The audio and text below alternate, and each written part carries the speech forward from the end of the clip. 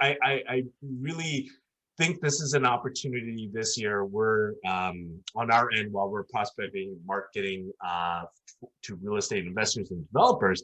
Funny enough, those emails that we were sending to the bigger developers, the local, the CIM group, the city views of LA, we're getting forwarded to spec developers from Bel Air and Beverly Hills. So we've been getting responses like, hey, so, what kind of support do you guys provide a spec developer that never did a big mixed use side, or, what I'm saying, housing? And so I think we're going to be directing them to you, and hopefully you can get more business out of it. So, okay, cool. So I think we'd like, for our first episode to be right to the point. So I really wanted to, one other thing I want to discuss with you is now, so, all of our podcast episodes last year was really in the midst of all these shutdowns and what's real estate looking like for 2021 and above and beyond.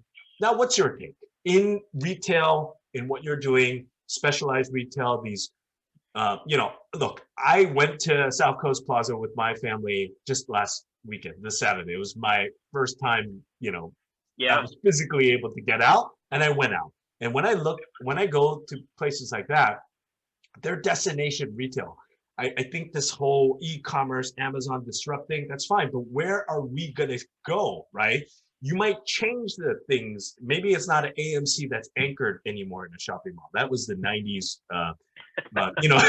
version of getting people to first get there, and then while they're watching a movie or waiting for a movie, maybe they could shop and eat, right? So that was the whole premise of that. Maybe it's VR, maybe, who knows, right? Because people are experimenting now. Mace Rich, I think they're trying to figure out, is VR the new in thing that's gonna anchor? I think it's just gonna be some really good restaurants, some social space, place where kids could play. Does that make sense? Like, it's still gonna happen. So what are your thoughts?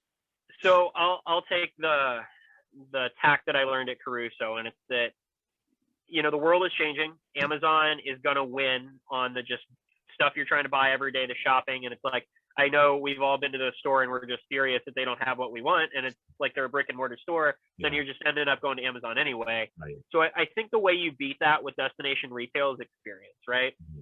Like with Palisades Village, that experience is like top notch. It's unbeatable. South Coast Plaza, you're going there because it's South Coast Plaza.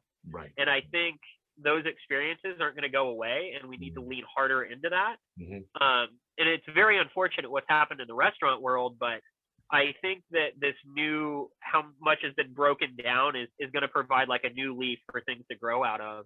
And it's going to be really positive. It can be harnessed properly. Yeah, agreed. I mean, look, it had to get disrupted. There are going to be ghost kitchens out there. They're scaling that way, but it does not mean restaurants die as they are. I think you got to make some adjustments. I think people are going to require space now and not be cramped, and maybe that's going to be an after effect or like preparing for the next. So by all means, but we're still going to need those communal restaurant spaces, right? At scale, at retail, at everywhere. So well, and even some of the QSR guys have been just killing it in COVID. It's case by case, but some of them are doing great. Yeah, agreed.